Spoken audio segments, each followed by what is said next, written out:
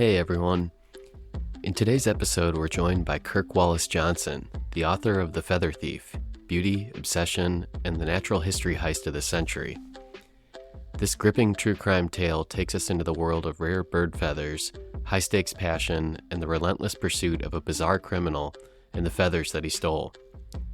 Kirk's meticulous research and storytelling uncover an astonishing story of a thief, the priceless items that he stole, and the obsession that led to a worldwide pursuit.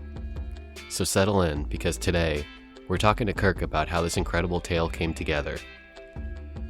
Kirk offers us a fascinating glimpse into his research and discoveries, also revealing how the Natural History Museum in England wasn't exactly eager to lend a hand, or even show much gratitude for his efforts to assist them. Kirk's passion and attention to detail in his research make for a really fascinating interview with some amazing behind-the-scenes insight, so we can't wait for you to listen. So with that, go grab your binoculars and let's get into it.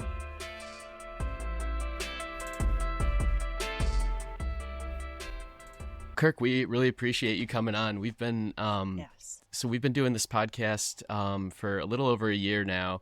And just to give you a little background, so Amanda and I are kind of newer to birding, and we've been birding for about 2 years now, and met John and Shannon through the Field Museum, one of our birding trips, to show us the collection. So we were actually kind of reading, this was, a few years back, reading The Feather Thief as we were getting the tour. And so we really didn't know kind of the depth of everything and of the collection at the time. And so it was kind of fun, literally reading your book as we're kind of seeing firsthand what the specimen collection at the Field Museum was like. So that was super cool for us. And so it seems like, all of our episodes that we do, a lot of them we focus on a different bird, but it always kind of comes back to the collection. And so a lot of our listeners are always asking, have you read The Feather Thief? And it kind of keeps coming back up. So the past month, we've kind of been doing a little mini series on the book and just doing a book club between the four of us, and just kind of breaking down different sections of it. And so we were super thrilled that, when John reached out to you, that you were willing to come on, because it's kind of going to be the finale to our little mini series. And we've had so much fun. All four of us have gone back through and reread it, which has just been a blast. So just to give you a little backstory on everything. Yeah. Yeah, well, I can't say no to anything that has any Field Museum connection. If it's not obvious, that was my childhood Natural History Museum. So first one I ever went to was the Field Museum. So it has a very special place in my heart. But also that was partly, I had to kind of change my whole mental framework, because I would go on these class field trips and I only thought that the specimens they had were those that were on public display. So I didn't know anything about the larger collection. So anyways, I mean, I'm flattered that you guys have been talking about the book, and I'm eager to dive into it with you. Awesome. That's awesome. And you're from the Chicago area originally then, so you went to the Field Museum growing up? And I did. I'm from the appropriately named town of West Chicago, which is about 30 miles west of the city. And so, yeah, I mean, our city field trips were either science and industry or the Field Museum. And then I ended up going to University of Chicago. So I mean, my family is all still in Chicagoland. So I'm there pretty regularly. Next time I'm back, I'll reach out and we can keep the conversation going in person. That's awesome. I grew up in Glen Ellen, so just a few miles from you. And so I think that's where my mom was born. Oh, no way.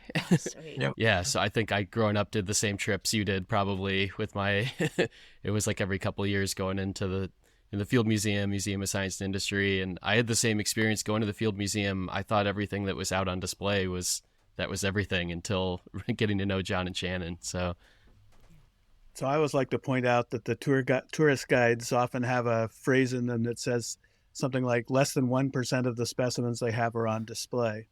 And when I'm giving tours behind the scenes, the one thing I'm always emphasizing to people, which certainly has meaning with respect to this book and what happened, is that, our idea is to have those be used by people and show people behind the scenes what's there and get that information out there. It's not that they're hidden away for nobody to actually experience them or do things with them.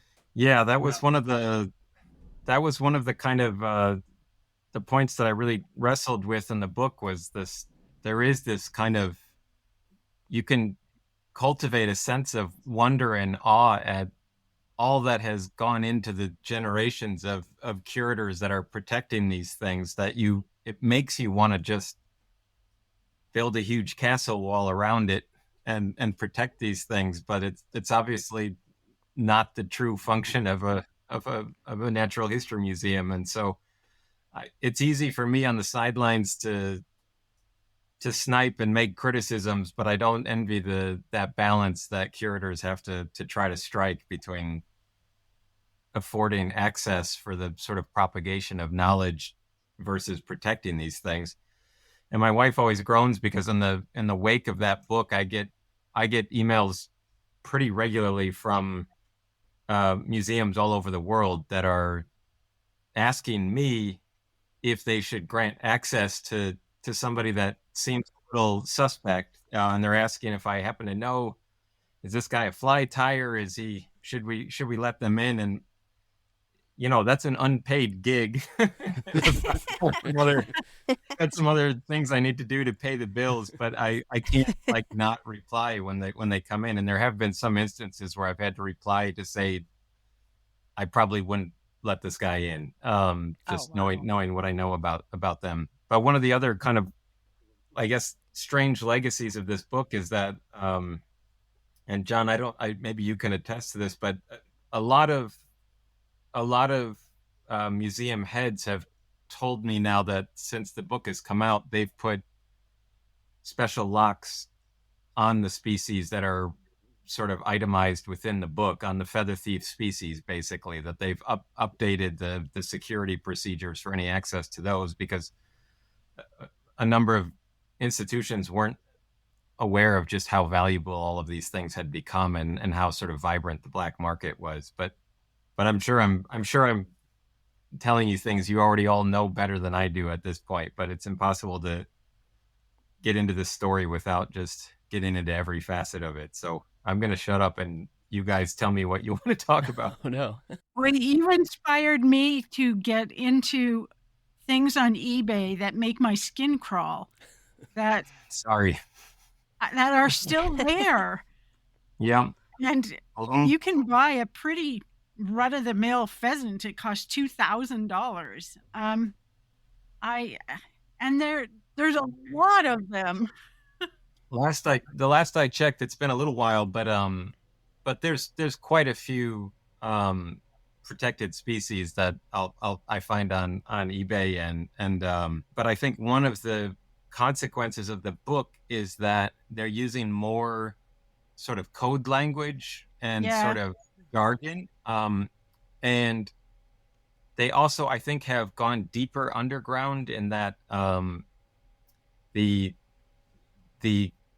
private Facebook groups are much harder to get into now. They were all pretty, pissed off when they realized that I had been in their group the whole time, sort of taking screenshots. But I've also heard that the value of the most sought after specimens has quintupled since the book came out, in part because of the scarcity. The increased scarcity, that now the market has gone deeper underground, so it's harder to get them, and so it just costs more. So there has not been like a huge reckoning or reform or anything like that. It's the demand is still as pitched as ever. Well, even the person who did it and got caught doesn't understand the severity of what he did, or at least won't say it publicly. So. Yeah, you dropped out there. You said Edwin. You're talking about Edwin. Yeah, he doesn't even acknowledge what he's done. Not publicly. I don't know what he's like behind the scenes, but I do think. Yeah, I don't.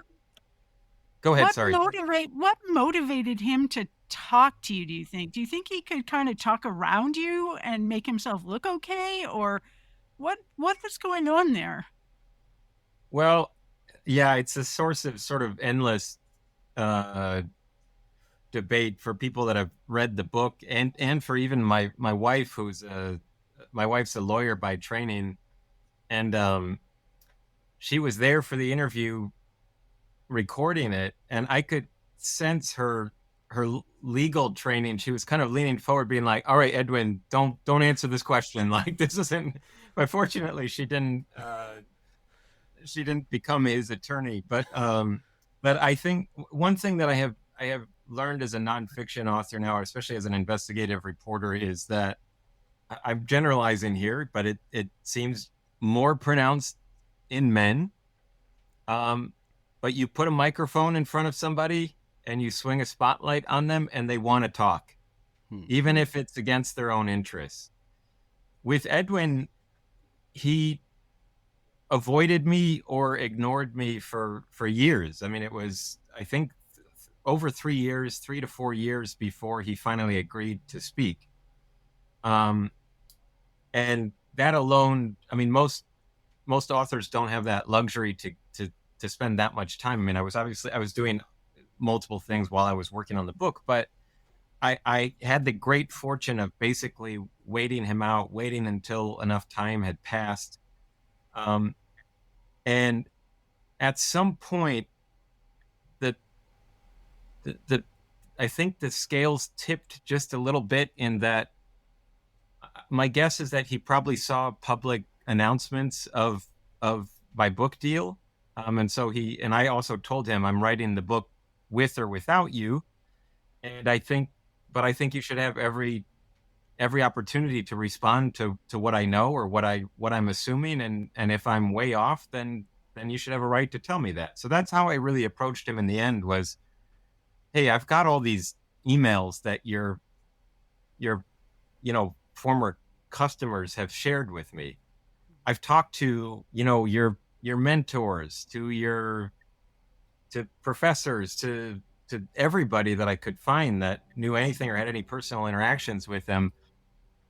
Why don't you tell me your side of the story?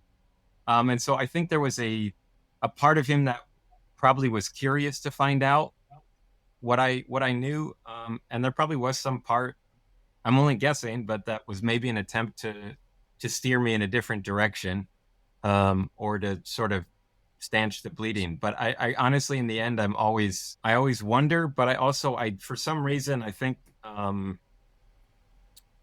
I have been personally surprised at, I mean, in my most recent book, I had people just openly confess to crimes that had been kept secret for decades. And they knew I was a journalist. They could see, I'm always very clear that I put a pretty ostentatious shotgun microphone between me and the subject so that they understand what this is.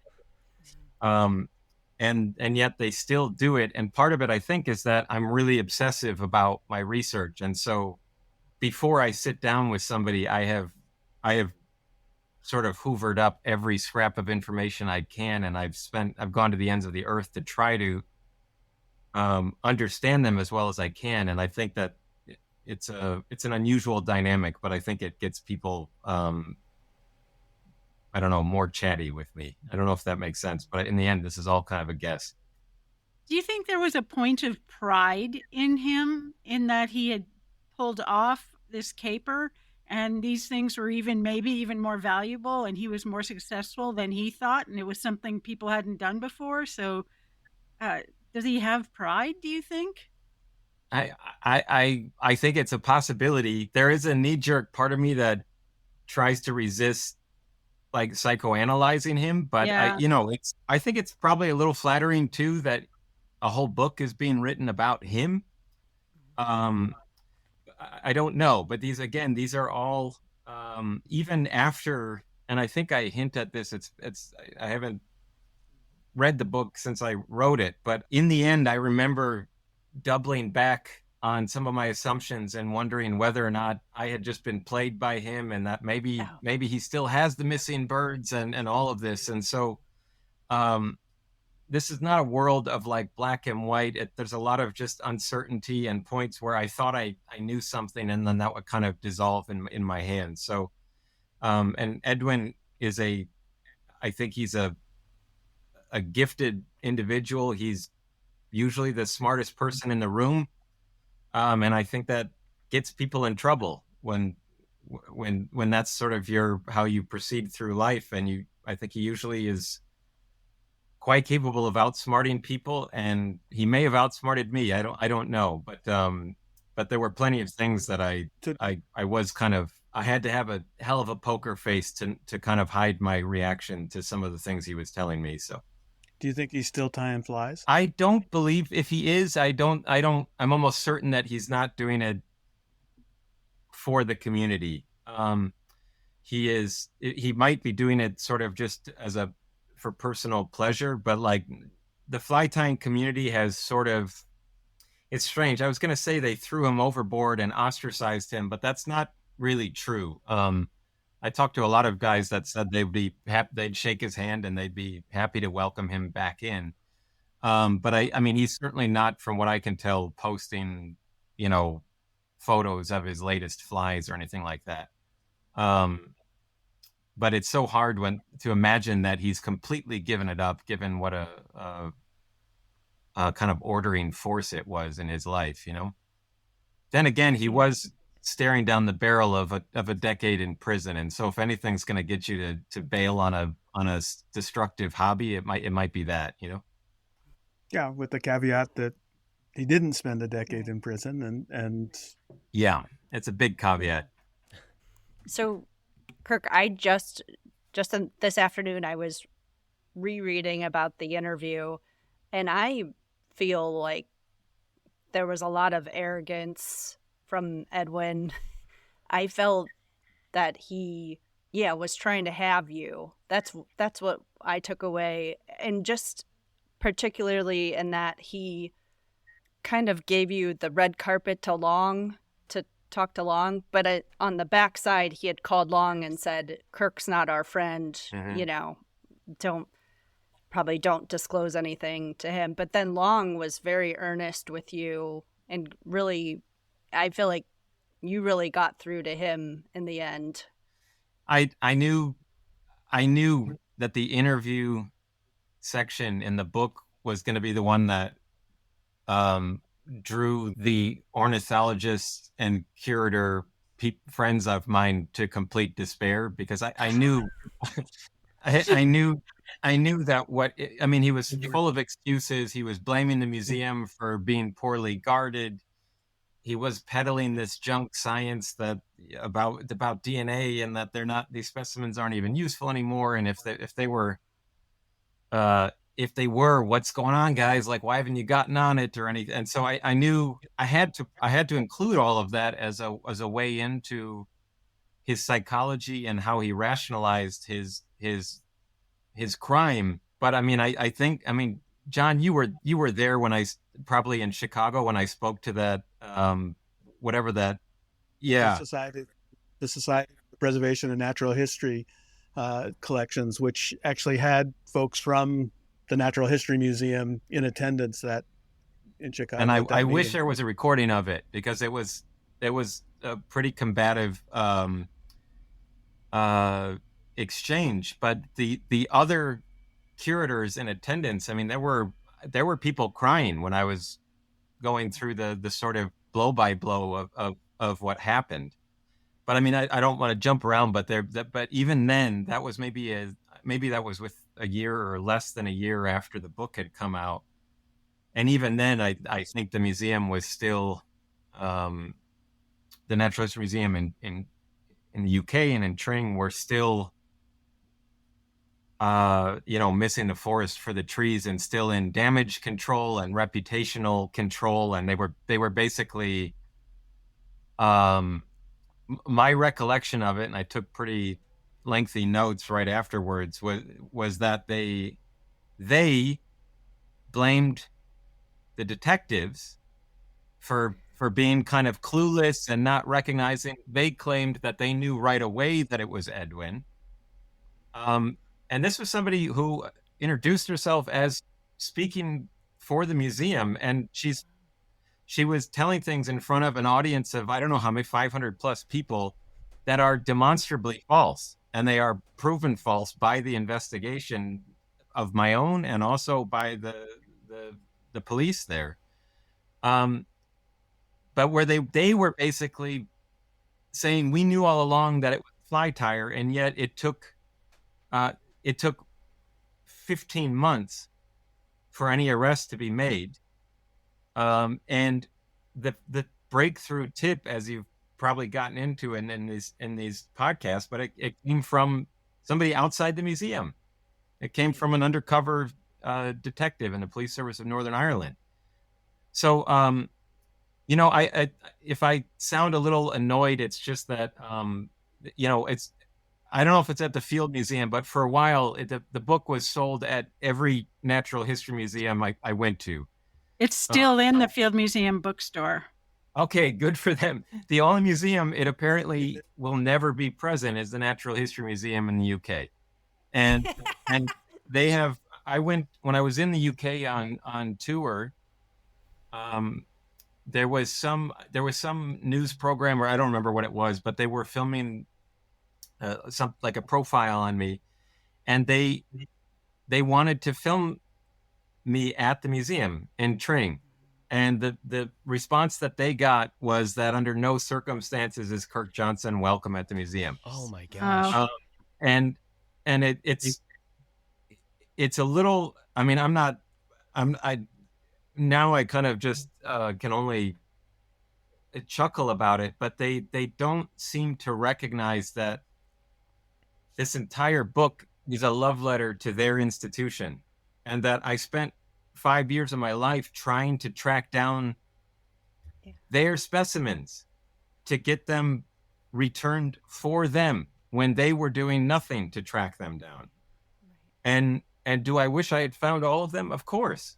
But there are readers all over the world now that know about their mission and their function. There are natural history museums all over the world that have gotten increased funding as a result of the book for security and this type of thing. And so, at some point, maybe they will come around. It doesn't faze me. I'm not looking to be best friends with them or anything, but the world has passed them by in more than one way. And the big way for me is that museums need to keep collecting and keep documenting biodiversity and keep studying it. And that institution isn't doing that nearly well enough anymore. And I know that sounds super critical, probably more critical than you're being, but and I view that as a falling down on what a fundamental mission should be of every natural history museum, is to keep documenting biodiversity, to not let birds die in vain, and to make sure they're preserved well enough for study. I mean, you can only be embarrassed so far before you have to turn it into something positive. So yeah, your book makes me weep. It did. And it also infuriated me so much that I couldn't sleep. But sorry.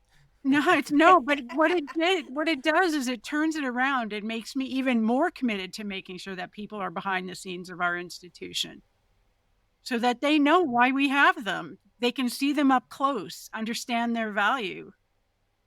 Well, the one thing that I always come back to is that I've tried to have clarity of vision about the perpetrator and the victim here. And the museum was, in the end, the victim of all of this. They were not the most helpful victim when it came to obtaining justice. And that's not entirely their fault. And I don't, like we said at the top of this this discussion, like, I wouldn't want to have their job, where I'm sure they are faced with horrendous budget cuts, where they can't just charge $30 for admission like they should, like I wish they could, and like a lot of American institutions would. And but they, at the same time, there was a kind of strange hostility from them towards me that I can really, the most charitable I can view it is just that they can't see past their own reputation. And I think at some point when you're in a leadership position, you have to accept that you take some lumps here and there. But that same ethos is I think has been what guided the huge scandal at the British Museum, which led to the ouster of the head there. They had an inside curator that was stealing from them for decades, and they had outsiders tipping them off to it, and they said, we'll deal with this internally. And so there's a part where I don't want to kick them when they're down, but they're going to keep falling down if there isn't some kind of change. But I would say that that's a part of museum administration in every place I've ever been. Maybe it's true in all administration, that these kinds of people are in charge of places where reputation and pride are the only things they can see, not solving problems, supporting people, and moving forward. So I don't think it's all that unusual. And I think every once in a while you have to have a curator who's strong enough to say, look, we're not going to do this. We're not going to hold back the things. We're not going to pretend this didn't exist. We're going to talk about it, talk about why it happened and what we're going to do. So it's incumbent on us to make sure that people understand why we have so many specimens. And your book shows that really clearly. So that fly tying community, we'll never reach everybody, but that doesn't mean we shouldn't try. It doesn't mean we should look at specimens like stamps that we keep in a drawer for only us to look at. And that's a dynamic tension I think every curator feels, this protection versus exposure dynamic that can be really hard. And a lot of curators see the collections as their own, which is good. It means you care for them, but it's bad. It means you don't let people use them. Well, that's where I think Rick Prum played such a useful role in the book, just as the shoot from the hip American across the ocean, saying they should have been messianic about this and more clear about what happened, and reputation be damned. You totally got his character too. Writing him. We've known Brick for a really long time, right? And I could hear his own voice coming through the way you were writing about what he was and his own behavior. I love Rick. He told me I'm kind of I got him in trouble with his mom apparently for now everyone thinks he's this foul-mouthed ornithologist, but he kind of is. That's part of the appeal, so circling back to what's going on in the UK, there's some additional ironies in that I was looking at something where Charles Darwin was arguing back in the 1880s that the botany collection at the British Museum, at the Natural History Museum, shouldn't be moved to Kew because he thought that it should be in London and people should be coming and looking at it in London. And they've made arrangements to basically take all the collections out of the Natural History Museum in London and send them to a facility in Reading. Now, the one thing that I think may happen with that is they may actually bring the bird collection from Tring. But, as you talk about in the book, I mean, one of the crazy things about Tring is it's off on its own in the countryside. And it's out of sight, out of mind in a lot of ways. And I think that's one of the most unfortunate things that I continue to argue about with anybody that'll listen to me in the U.S. with respect to working with these collections over time. I mean, if people can't get access to them easily, that's not going to help us with respect to keeping them front and center in people's minds. Yeah, I mean, I think I feel like I don't know the sort of workings of how the budget works in the UK and from a parliamentary perspective, but a budget, any budget, I mean, Eisenhower was great in laying this out, but that any budget in the end it's a reflection, it's a statement of your country's values. And there's at some point, if these things are not given the support they need, then it's just they're not valued. It's really like, it's hard to, and this is the last thing I'll say that will sound hopefully not overly critical or cruel to the museum in Tring, but when I did go back on tour, I mean, we had to film like a kind of guerrilla interview where they would see me out and then some guard would come out and sort of whoosh me away or whatever. But I went up the back alley that Edwin had scaled the wall and the point of entrance. And in the couple years since I had last been there, there was a security camera up, except it was pointed in the wrong direction. It wasn't pointed at the alley. I was like, guys, you're so close here. But again, I don't know if that's, you know, I don't know what goes into there. I can say all of this with the luxury of distance and ignorance about the amount of resources that they have. But it's I will just say that, you know, I think I hint at this maybe in the epilogue of the book, but I'm now at 5 separate heists done by fly tyers at different natural history museums around the world. Edwin's, to my knowledge, is still the biggest one, but this is not an isolated event, and it's going to keep happening. And so I don't want to turn all of the museums into a bunker or anything, but you have to look clearly, unencumbered by emotions or how you wish the world would be, and just assess what the dangers are and what you need to make sure that this collection can live on to the next generation. I mean, for me, it highlights how important human relationships are, not just cameras being everywhere. But, you know, in our institution, we rely on people who are walking the halls, other people we know who are in the collections.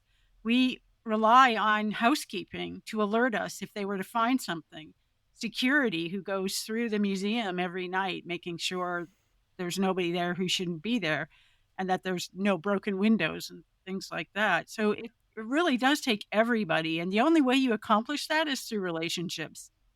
Well, it's funny, you're just making me think about it. You're reminding me of a lighter moment, which is that you know, one of the most tricky details from the night of the heist was he there alone?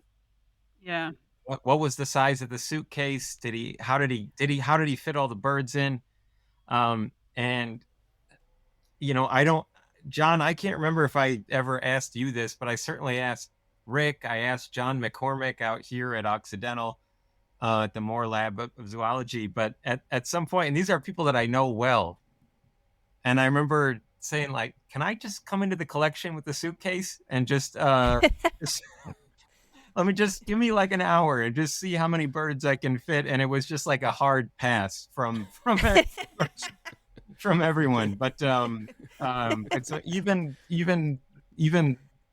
knowing that it was me and knowing what my intent was, I mean, it's like even a relationship can only get you so far, but I don't blame them. The visuals of that would make me fall to the ground. Just the very idea of doing that. I know. At the same time, we could speculate on. I mean, we do a lot of loan processing, so it's not like the specimens don't leave the collection sometimes, going to other institutions, and it's amazing how packable specimens are. Maybe not resplendent quetzals. Certainly the Katingas, though, right? Like those are tiny little. Yeah, you can fit a lot of those in carry-on luggage. And that was 98 of the 299, I think. So. Yeah, and they're prepped in a way that can line them up, and they can be flattened too, right? So you can, you know, they're not made of steel; it's cotton inside of them, so you can layer a lot. Here we are giving people clues to the fact that they could take a smaller suitcase into a museum if they're going to start stealing things. So I just want to point out, I don't know if you remember this story, Kirk, but my first interaction with you was you were in Rick's office, and you guys called me because you'd found a picture on one of the websites of birds from our collection. Were they starlings? I'm trying to remember what they were. Tanagers. They were tanagers. Right. And my heart just sunk and when I saw the picture, and it sunk even more because I could see they were collected by a graduate student of mine not that long ago. And so I just was in an absolute panic when I went down to the collection, opened up the case that they were supposed to be in, and they were sitting there. And no, it's like a lot of apologizing. I think it's no. It was just like I just, you know, and again, we should lose sleep over that. That's yeah. But that was one thing that I think a lot of readers, I had to kind of disabuse them of this idea of like, well, that you could have visibility into the status of hundreds of thousands or a million specimens. It's like I had to kind of, there would, so many people in the audience would say like, how could it take them over a month to realize that they had been robbed? And I like, that's one thing where I've had to routinely kind of say, it's totally understandable. With the big asterisk that if they had cared about Alfred Russel Wallace as much as they cared about Darwin, they would have checked on Wallace's birds that day as well. That's my only, and just to, not to take us in a different direction, but one of the great joys of this book personally was that when I was in the UK on tour, I built an extra day into the schedule, and I went down and spent the day with Alfred Russel Wallace's 93-year-old grandson. Wow. And none of his neighbors knew who he was. And he had all these sort of, I don't know if they were, daguerreotypes or what, but these photos of Wallace that I had never seen in all of my obsessive searching. And we had a kind of, we had a kind of simple lunch. And then I said, I can't resist asking, but do you have anything of your grandpa's here, or are they all in museums somewhere?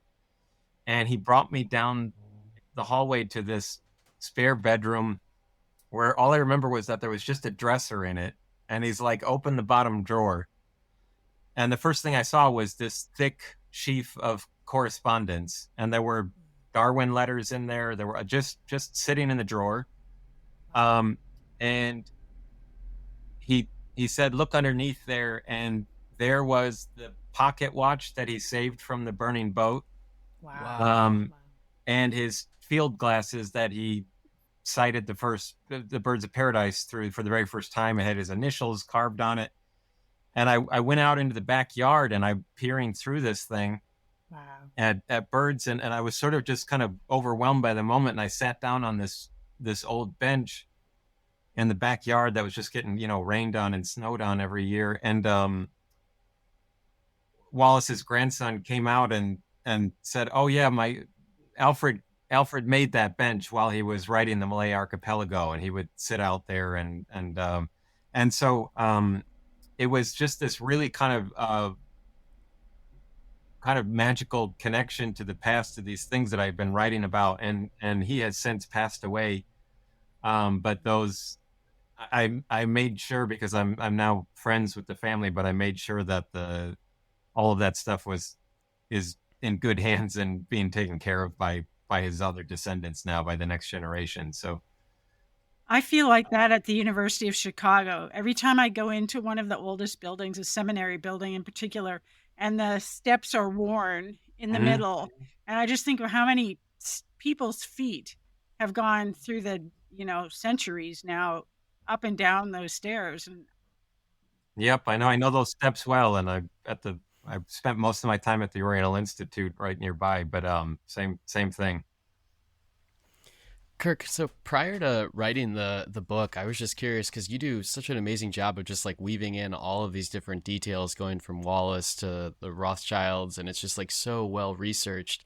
And I was just curious, like before you were in the river learning about the story of Edwin Rist, like how much of a knowledge did you have on, collections, on Wallace, on any of this? Because I just love how deep you get into each of those. It was like each chapter was like a new surprise that you get to learn so much about it. And I was just curious, like, it's so impressive how much in depth you went into all of it. If you had any prior knowledge to it, or if these were all things that you kind of dove into just through writing the book. Oh, thanks. It's a nice thing to say. The simple answer is I was a complete dimwit. I was not a birder. I had if it was above average, then average has been defined down in a very major way. So I couldn't rattle off like a bunch of different species. And so I had a kind of embarrassing starting point, but I have come to view that as a great asset when you're going into an investigation, in that I mean, I say this to my kids, the worst thing you could do is pretend you know something you don't know. It's just, you can almost see the walls go up, and to prevent knowledge from coming in. And so I ask impossibly stupid questions to some of the finest sort of ornithological minds alive. Yeah, I can relate to that. Yes.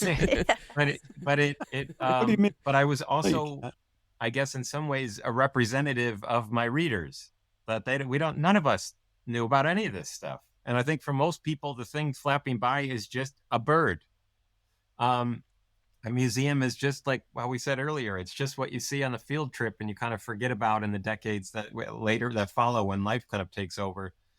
And so I had a vague memory of Wallace in terms of the kind of underdog aspect, and sort of not, understanding that he didn't get as much credit or as much of the glory as Darwin did. But it was a massive undertaking where at the beginning, I just started making these, what I kind of think of as, lakes and ponds and rivers of knowledge that I would need to fill and figure out how they connect to each other.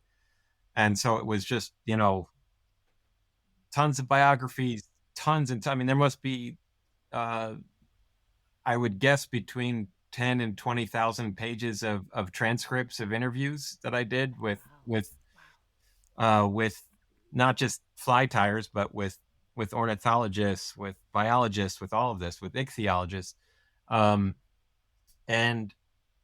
there's something that, I don't know if you know about, but Tom Wolfe always wore this like very sort of flashy white 3-piece suit, and it made him look like kind of a dandy. But part of why he did that was it signaled to whoever he was talking to that he was not part of their group.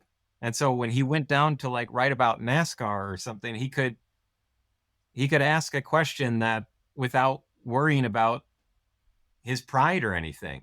Why does it work like this? Why is this the case? And sometimes those are the hardest, or the easiest questions, but they're questions that like a curator hasn't been asked in decades, or maybe they've never really thought about why things are the way they are. And so I've come to view that as an asset, but obviously it's a good starting point, but you can never end that way. It was a really like, and the other thing is that I writing for an American audience, I'm aware of how allergic we are to history or history lessons.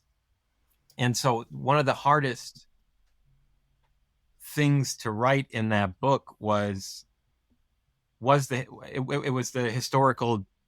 chapters that sort of established the historical background to all of this, the why these birds were collected, why they were so important. Because without knowing that, this just is a quirky little magazine piece, a quirky crime about an obsessive kid that stole something bright and shiny. But if I could somehow write the history and find enough sort of glimmering moments from history to keep the reader going forward, enough to lodge this in them, I wanted you to feel like a real gut punch when they pulled the drawer open and found it was empty.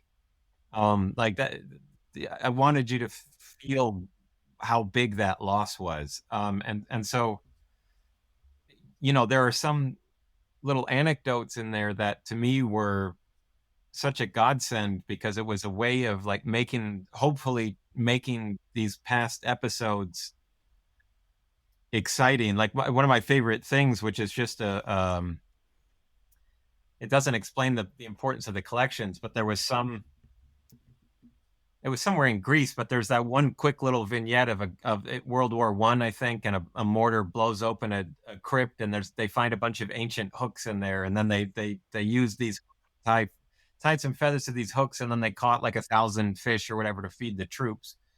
And there was just something that was so fantastical about that image, but also did the work of like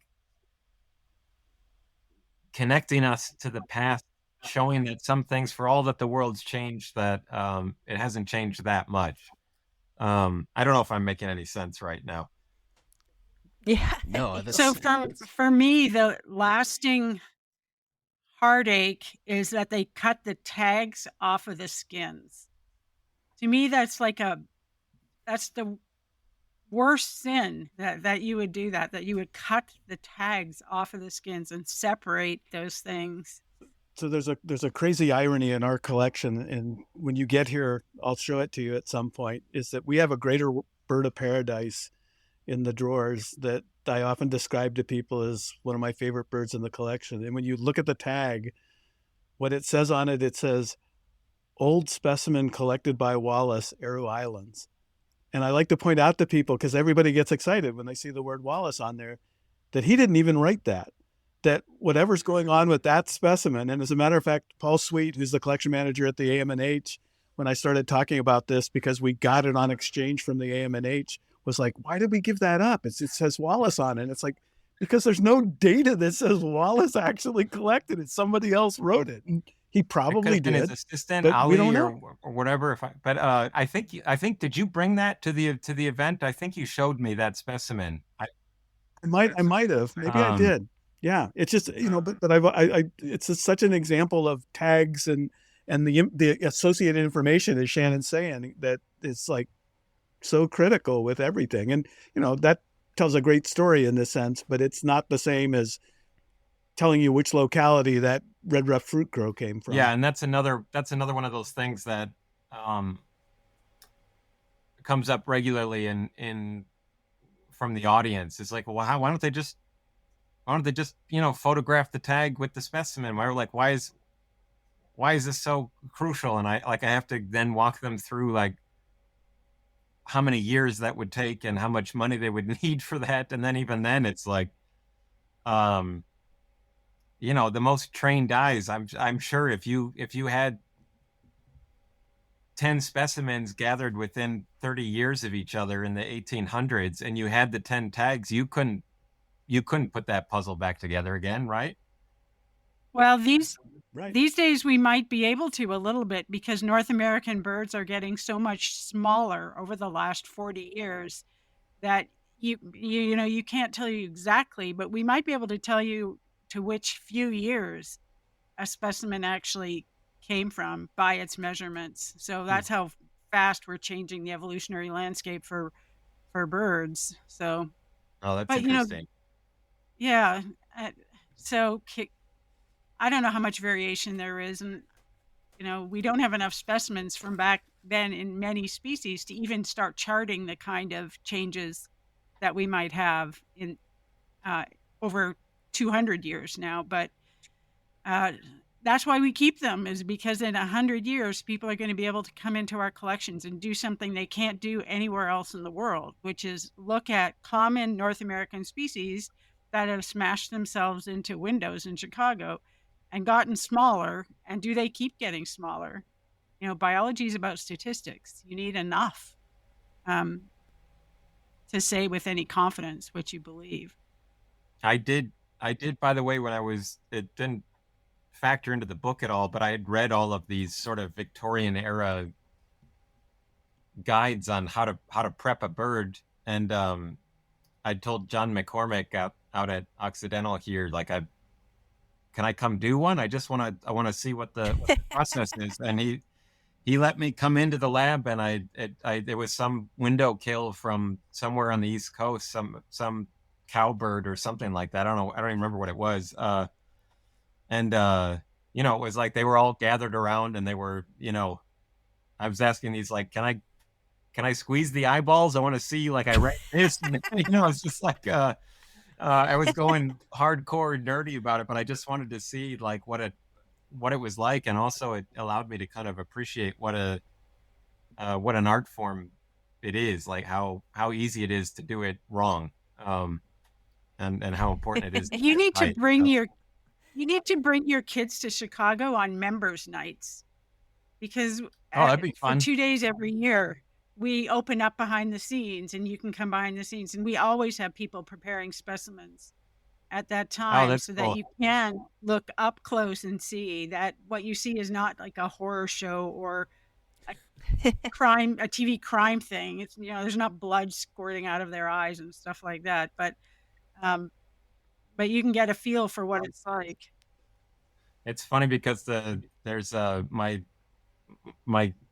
kids are 8 and 7 years old, and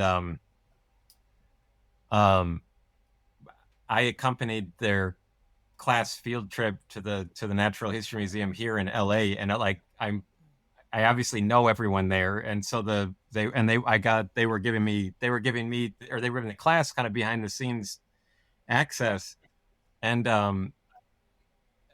my son was like, "What's going on? Like, why is everyone like talking to you this way?" And then later that week, I was in an Orvis shop because I was getting a new fly rod, and some clerk came up and asked me if I was Kirk Johnson, and my son August was like, "What is happening?" I was like, "Buddy, your daddy's famous in 2 places, in a fly shop and in a Natural History Museum. That's it. Everywhere else, I'm a nobody." But so he'd be very proud to come to the Field Museum. I'll take you up on it. Yeah, I mean, you can watch how looking at things up close like that can transform people.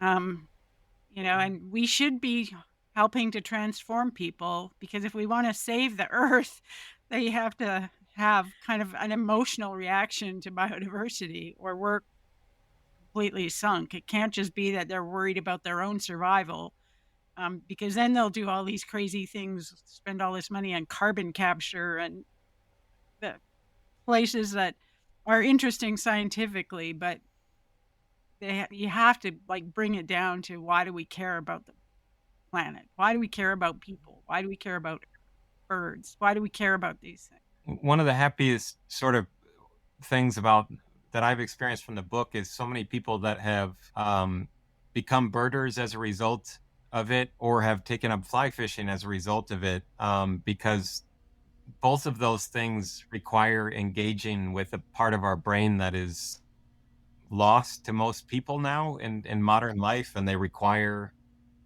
slowing down, and they require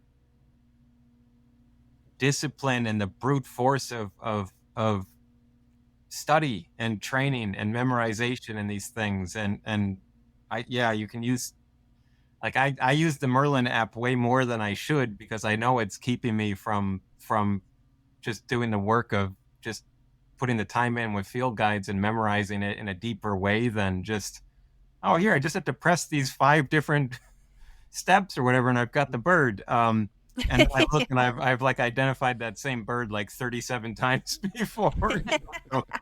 So I'm not bragging about being more advanced than I am, but I think those 2 parts have had an increased role in my life, and they just require a kind of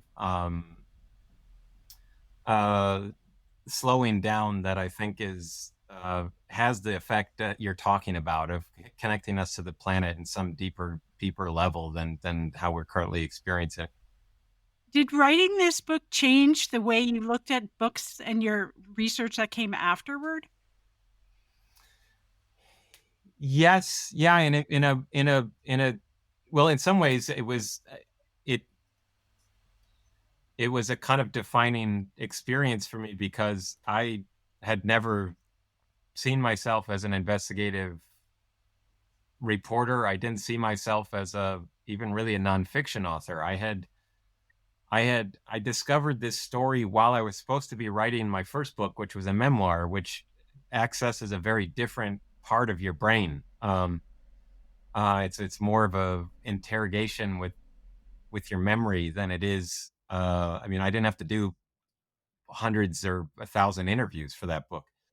And so and so that was this, it took me years of convincing myself that I had the right to write this book, because I was full of self-doubt. I felt like an interloper. I felt like I had a kind of identity that had already been defined for me as a refugee advocate and as somebody who had been through the war and all of this stuff. But this story kept kind of beckoning to me, that it was a way of kind of exploring something new. And in doing that, it forced me to like, I felt silly reaching out to Rick Prum the first time. How was I even going to introduce myself to him? Why on earth should he spend any time with me? And so it was just, but everything just kind of gathered this momentum, and it wasn't. But I think the proposal that I wrote to get the book deal was over 80 pages long, and I'd already gone to the UK for research. It was all just sort of, I'm not ready yet. I don't think I can do this yet. I don't think I can do it. And then when I got the book deal, and it was a pretty public deal, because there was a lot of every publisher wanted it. And I was selling foreign languages before I had written the first paragraph. That's when the mood changed from one of like, okay, I can do this, to like, oh my God, what have I gotten myself into? How am I going to do this? I've just conned my way into a book deal, and I don't even know if anyone's going to talk to me or anything. But but in terms of like my subsequent projects, I mean, my last book, my most recent book, was a story about a clash between Vietnamese refugees and the Ku Klux Klan along the Texas Gulf Coast in the early 80s. It's a heavy book, and it does, similar to Feather Thief in a way, it does deal with our relationship to the planet and to natural resources and to the destruction of ecosystems. But it's a story of white supremacy in a very unexpected place.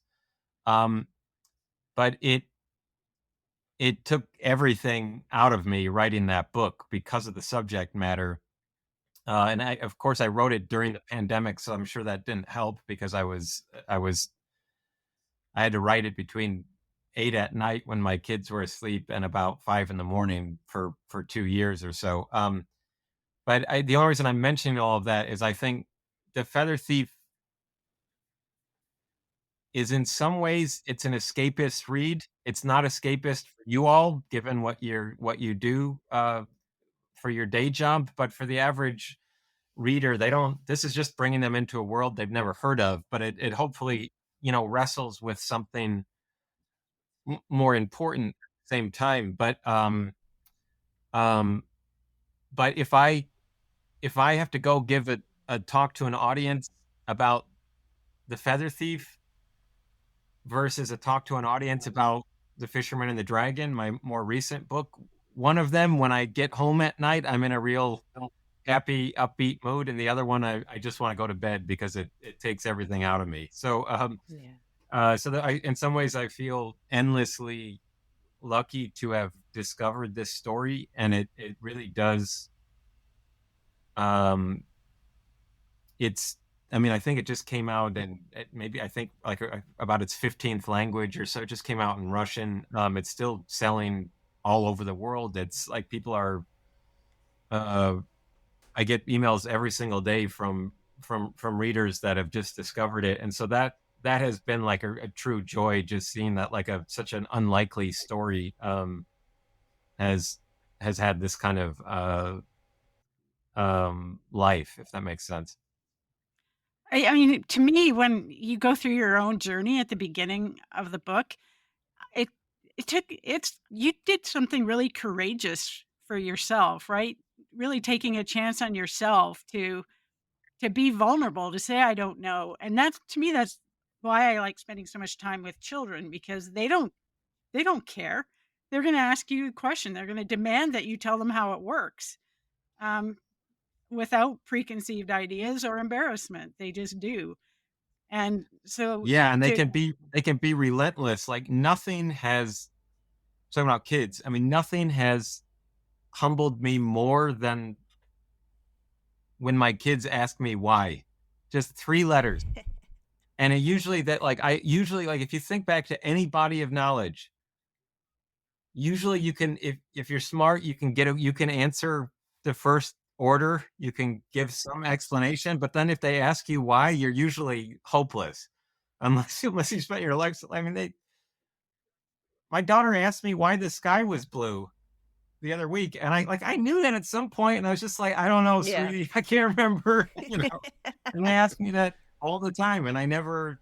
It's like it's a superpower to ask that question, because my mom said I did that. I used to ask why, and she said she was exhausted by me, and eventually people would just say, it just is. Can't you just? It just is. Yes, and I think part of curiosity is just never accepting that, right? And to just keep probing and keep pushing, and there's a lot of, we all are born into systems and norms and routines and we inherit those as sort of like, this is the way that Earth is, and this is why things are the way they are. And they're obviously fragile, and they're subject to change or to manipulation or exploitation. And so why do natural history museums operate this way? It sounds like a silly question, and they're like, there's some good answers and there's some answers that are more just inertia and might need to be revisited. But it's not just that. It's why, like, how many hours did Rick Prum spend with me where I'm just asking, yeah, but why did that tail feather turn that way? And he was incredibly patient with me, and just, it's not patience. We love telling people what we do and why we do it. I mean, I'm not joking. No, I believe you. You don't know how many hours I spent with them in each session. So there was an element of patience there. You never know where a good idea for a next science project is going to come from, and they often come from the strangest, least likely, weirdest things that you end up finding yourself in, and all of a sudden you connect a whole bunch of dots, and there you go. You're doing something that you didn't do before.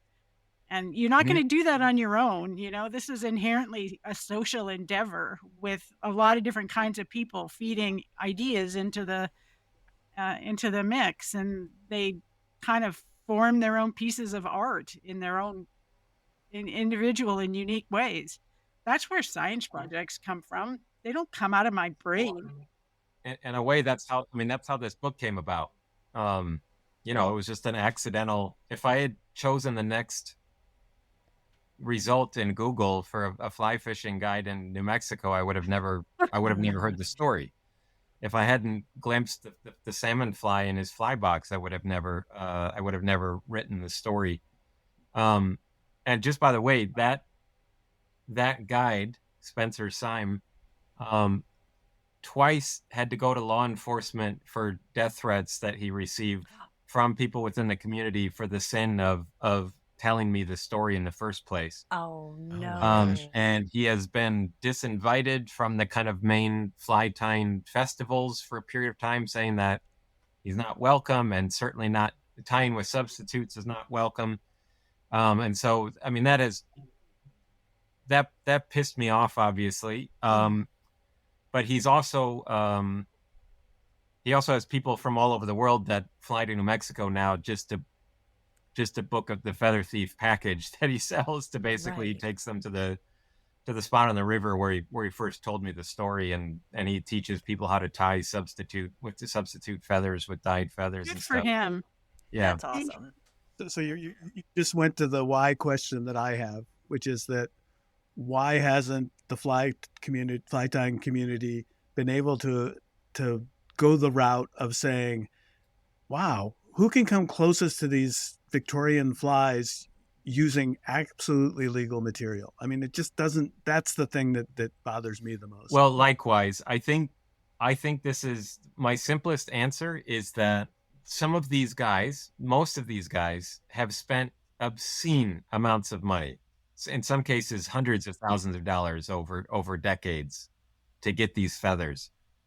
And so from from the simple perspective of investment bias, in for a dime, in for a dollar, that the last thing that these guys want to do is render those invaluable feathers worthless by now tying with turkey and chicken feathers.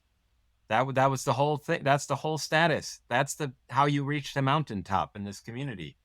It's a cult, and they're, insular in that way. Well, certainly the way that they've responded to me and now to Spencer. I mean, I didn't expect them to embrace me or the book or anything, but the two groups that responded with the greatest hostility were Fly Tires and the Natural History Museum in Tring. But they are. I mean, I had sources that were calling me from Fly Tying shows right before the book came out, where they were hearing people saying, "We got to sell our stuff before the book comes out and before the feds descend on all of this." To this day, I cannot think of another hobby that so quickly drives its adherents into criminality than Victorian salmon fly tying. And so from a practical perspective, like, of course they should be just shifting to these, like, to the naked eye, you cannot tell the difference. There are some like master dyers now that you can't even tell the difference between a red ruffed fruit crow and a dyed chicken feather. But it's just, this is so bound up in status and the in group versus the out group, and all of this kind of core base human instincts that are not unique to this group. All of us share that in some form or another. All of us make moral compromises because of the things that we covet.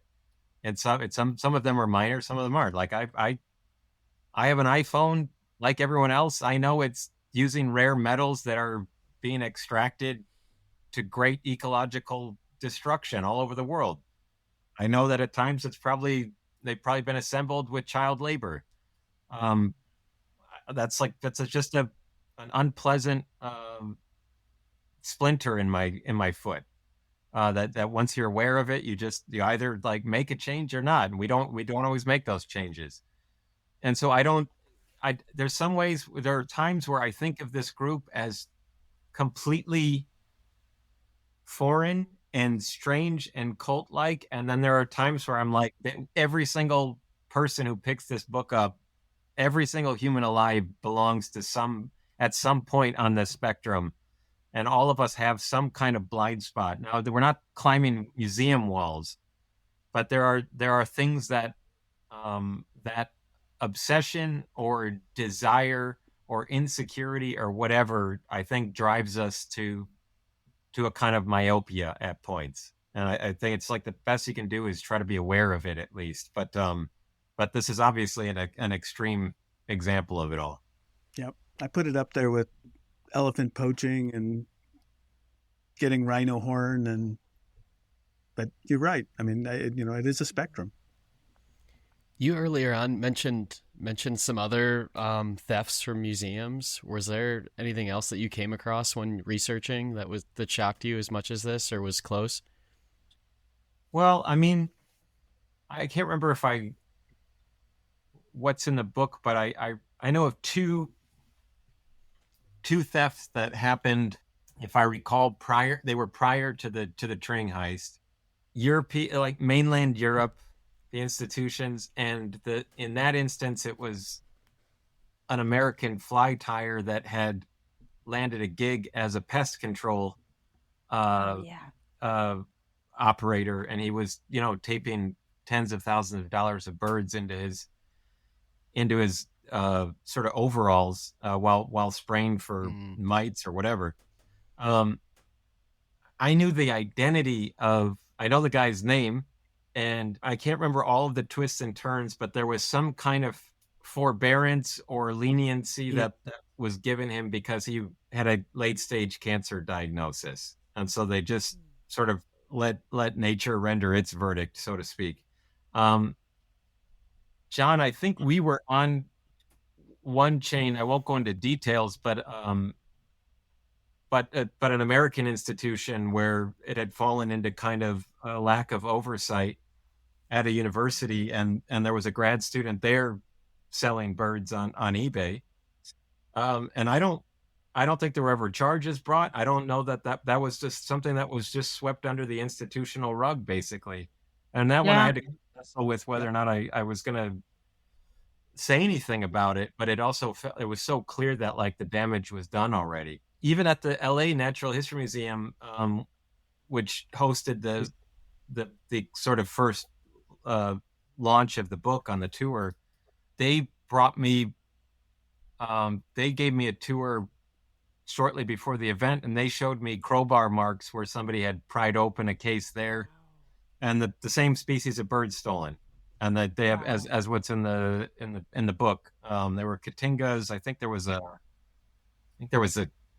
in that case, I think there were a cock of the rock or something, and they never found it. They never found any. That it took too long, I think, or they don't even know when it happened. And so there was a kind of the number of instances where you're like, okay, this is not a blip. The market is as pitched as ever. There's another project that I'm kind of I've just been doing research, and it's not, I don't know if it's a book or what yet, but there's pretty rampant criminality in the world of vintage baseball cards and sports memorabilia. There's like just an obscene amount of heists and just armed robberies and things like that. And there are, small town museums all over the country that have, priceless memorabilia, and they don't have any funding for security. And so there was like a crime family in Pennsylvania that did a dozen museum heists up and down the East Coast, and they Christy Mathewson's jersey, Yogi Berra's championship rings, all that stuff just gone now forever. And so it's as crazy as it is in terms of these specimens, it's not unique to that. And there really are just like, you can only steal these things once before they're gone forever, and so that's the kind of thing that's just underscores the tragedy of it all. I still think, to me, one of the most important, the repurposing with respect to the specimens into fish fly ties is just, that is one of the, for all the various reasons we've been talking about. So Christy Matheson's jersey may show up someplace else because that's the only reason it has any value at some level. But, I always tell people, there's a point in the book where you talk to one of the fish fly tiers and they're saying, well, they weren't using them, so we did. Yeah, they view that as a kind of moral justification, that they appreciate these things more than you all do.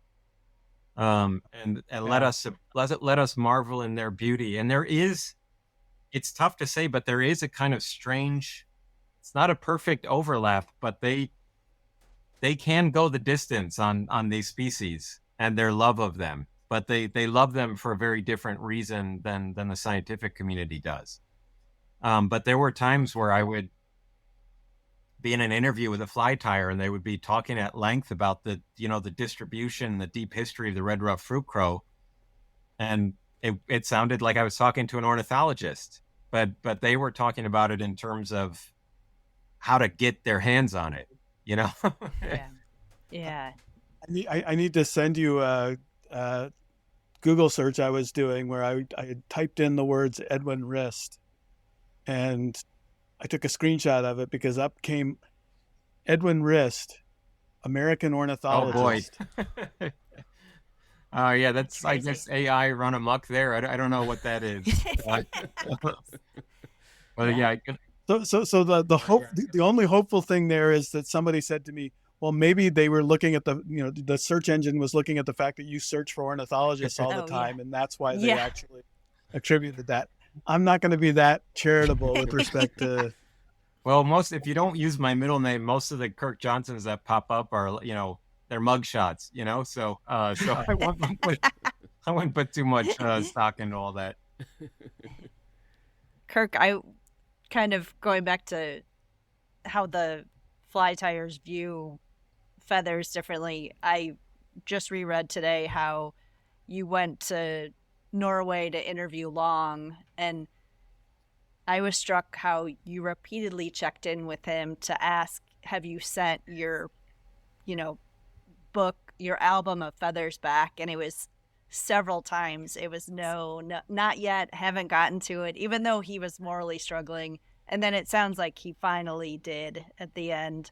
But and I was going back to what you were saying, John, about why hasn't the fly tire community tried to, introduce sustainability, and it sounds like Long tried to and was fully rejected, like by the community. Like they didn't want anything.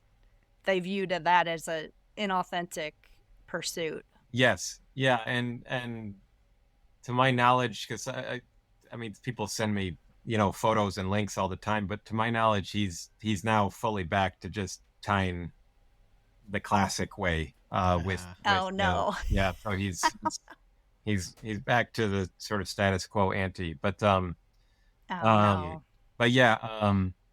And I had to get the confirmation from Long, and then I had to write. I don't know if it took one or two nudges, but the museum never told me they never told me that they got anything back. Oh, wow. And so, not until I pressed them, but I was sort of like, all right, well, I'm not looking for a, pat on the back. Set up a bunch of fireworks or whatever, but like, yeah, I was going to say, would they have told you? I don't know, but it was, guys, like I'm on your side here. Right. But no, there was no profound change. I think it just made them more suspicious of any outsiders and risks that somebody like me might pose. And the main forum in the book is now it's gone. It doesn't exist anymore. And so yeah. But one last thing, and then I have to hop on a call, but I was speaking at one event on tour, and it was an unusual situation where they, like a lot of times there'll be like a signing line where people want me to like autograph the book or whatever, or make it out to a friend of theirs, whatever. And for whatever reason, they did the signing line before the event. And there's this long line, and the last person in the line sets down a salmon fly in front of me. And I've obviously seen plenty of salmon flies, so I kind of looked, I wasn't that impressed, but he's like, turn it over. And it was one sign. It was a fly tied by Edwin Rist. Oh, wow. And I said, oh, well, where's this? Where'd you get this from? And he's like, I'm his uncle. And then my handler said, okay, Kirk, we have to bring you up to stage now. and the first 5 minutes of this event, I was like looking for him in the audience. Yeah, my wife was like worried that I was, after everything I've been through in life, that I was going to get, that the fly tying community was going to take a hit out on me or something. And it was really throwing me off because I couldn't tell what his intentions were. And and so I actually like interrupted my talk, and I asked him to raise his hand, and I was like, all right, if you see like a red laser, if I drop during this talk, this is the guy that did it. And like he started laughing, but I went out to dinner with him after the event, and it was a kind of shocking discussion that I can't get into too many details, but he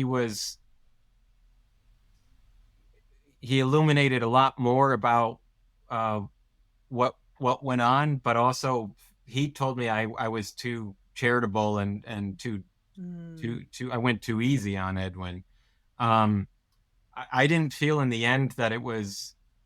I'm not trying to anoint myself like some judge in all of this. I don't. Some people get frustrated that I didn't get to the conclusive, like this is where every single last bird is, or that I don't definitively put my finger on one scale or the other, but I felt like the only form, however you view the justice or the lack of justice in the British system in this case, I felt like at a minimum the story deserved to be told and bolted down and preserved, and that you shouldn't be able to do something this heinous and then nobody ever finds out about it.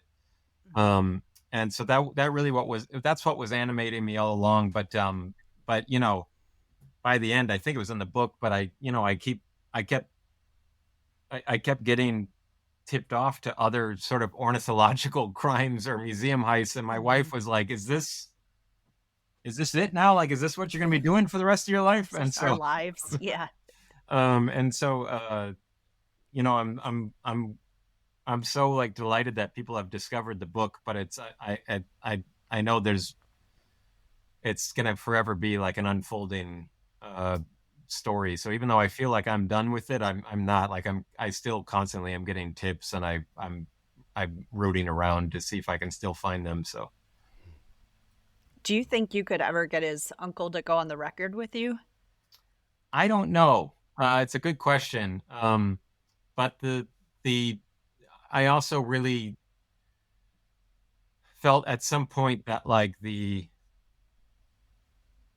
what I learned from him was illuminating, but it wasn't a fundamentally different story than what you read in the book, if that makes sense. Got it.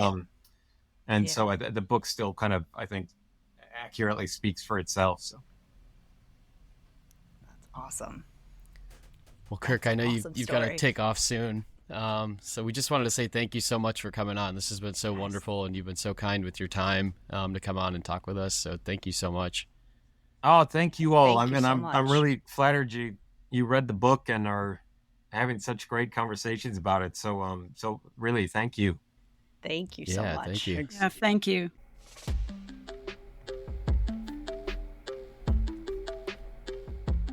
Thanks everyone for listening. Next week, we're getting back to our usual format, and we'll be talking about the Harlequin duck. Reminder, if you have a question for us, you can reach us at podcast.birdsofafeather@gmail.com. If you're enjoying this, please leave us a review and share this with someone who you think would enjoy it. We'd really appreciate it. All right, see you all next week. Love you all.